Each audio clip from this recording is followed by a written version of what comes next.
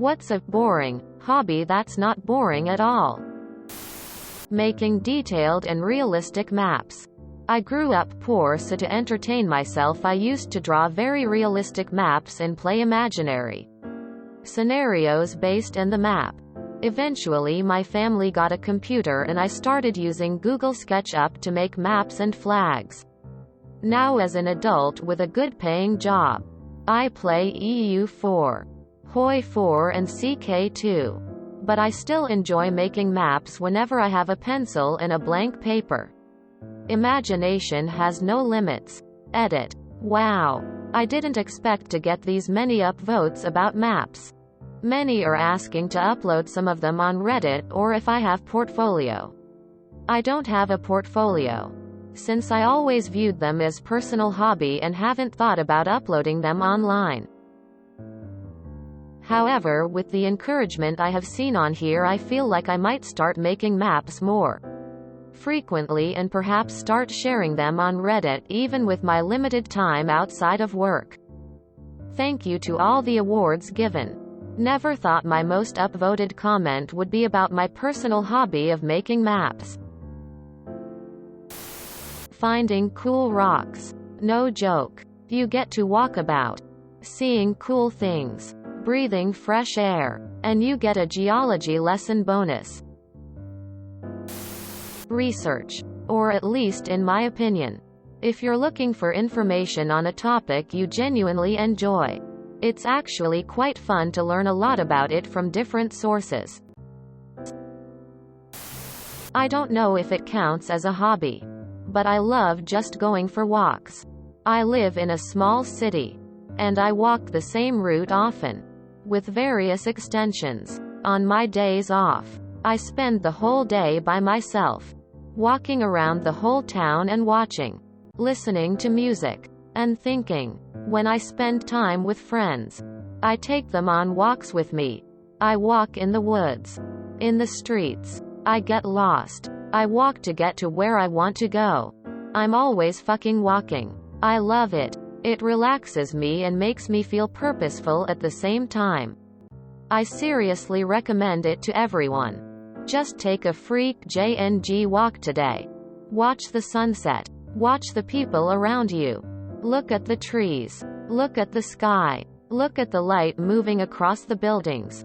Listen to your footsteps or your breathing or a song or a story. It's so good for you. Woodworking with hand tools. I'm addicted and have bought 5 hand planes and can't stop. Geocaching. Started this when my then GF and I were dirt poor in college, and now we have logged about 1,700 caches in about a dozen different countries. Even just doing it near our home is awesome, because you get to see things you'd never see otherwise. Highly recommend.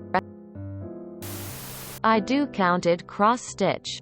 I'm not creative at all, but give me a coded pattern that creates a map. I always do maps, but you can make way more intricate things than you think if you invest the time. And I'm all over that shit. It's how I quit smoking. Quilting and cross-stitch. A nice mug of coffee. A good audiobook. And I'm all set to spend the day making pretty stuff to look at. Birding. People love hiking and going outdoors, but as soon as you add in birds, suddenly it's seen as boring. Birds are so diverse and you'll never know everything there is to know. Gardening. You'd be surprised. Knitting. Actually, if you can do it right, it's actually fun. Note that you'll probably rage quit if you get it wrong. Falling down rabbit holes and Wikipedia. Growing algae. I sometimes grab some empty glass containers, ones that I cleaned and wanted to reuse. Fill it with water. Rainwater is the best. Put in a bit of soil or any organic matter. I have a good collection of algae jars in a big bucket. They don't need much maintenance and look cool too. It feels good when you see how you just recycled and produced oxygen for free. I mean, I'm at least not a waste of oxygen. Edit. I did not expect that many upvotes and replies. Thank you all. I've been answering stuff for 5 hours now. Crocheting. It can be relaxing. And you have something to wear. I've made a few pieces that won blue ribbons at the county fair. May not be much, but I was super proud of it. Astronomy. Edit. I was in a hurry when I made this comment, so it was only one word. But since then it's had more than 1,000 upvotes and some nice responses. So maybe I should add a bit more. I got my first look through a telescope at 13 yo. My school had its own little observatory. And a few of us, mostly those specializing in physics or maths for a level, were in the astronomy club. What hooked me wasn't the stars. It was the planets. Even with quite a lot of light pollution, there was, for me, something magical about being able to look at the moon as if you were hovering just a short distance above its surface. And the planets all have their own charms. Jupiter is perhaps the most interesting, both in terms of the planet itself and in terms of its moons. I love checking that the moons are where they're meant to be. I think of them as a sort of clock. I know that I'm doing nothing more significant than checking the observations that others have made before me, and verifying what others have already calculated. But I feel that in some small way I'm helping to continue the validation of the great work of others. And like many others, I have my little patches of lunar geography that I watch pretty regularly, just in case anything has changed. I suppose it's not exciting, but it's interesting to see our neighbor as the light and shadows change. Jigsaw puzzles. And also bird watching. Sometimes you see aerial combat taking place with these birds, especially crows against hawks.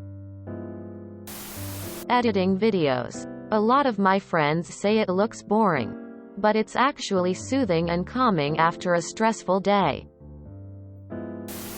Hand sewing. It's meditative and yet requires a lot of attention to detail and skill to do effectively. Meat. Tiny stitches are so satisfying and take a lot of practice. Different applications of techniques requires a lot of technical know-how. And there's a lot of math and abstract thinking involved, especially in structured or highly tailored garments. I'm planning to start making a bodice for Ren Fair this weekend, since as of right now it looks like we're set to get at least part of a season.